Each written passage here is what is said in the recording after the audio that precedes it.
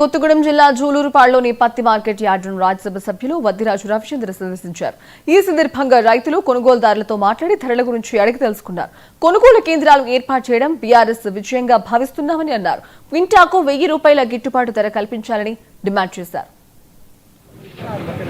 వరి ధాన్యాన్ని కొనే దాని మీద చూస్తే ధాన్యమేమో 2800, 2360 ప్లస్ 500 బోనస్తో కలిపి 2859 రావాలి.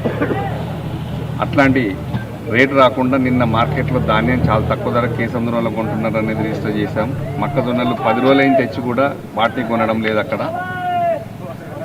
అక్కడ మార్కెట్ వాళ్ళు మొక్కజొన్నలు కొనట్లేదు. ఏమనంటే కొంచెం క్వాలిటీ తక్కువ ఉందంటున్నారు.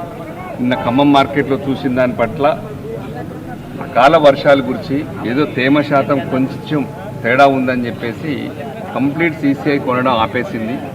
దాని మీద నిన్న మా రాష్ట్రం అంతటా అన్ని మార్కెట్ల మీద ధర్నాలు చేయడం, మా బీఆర్ఎస్ పార్టీ రైతుల పట్ల తిరగడం మూలాన ఇమ్మీడియట్గా వ్యవసాయ శాఖ మంత్రి తుమ్మల నాగేశ్వరరావు గారు నిన్న జిన్నింగ్ మిల్లతో మాట్లాడి సీసీఐ కొంటుంది, జిన్నింగ్ మిల్లు అందరూ కొంటారు అనే దాని మీద కదలిక వచ్చింది.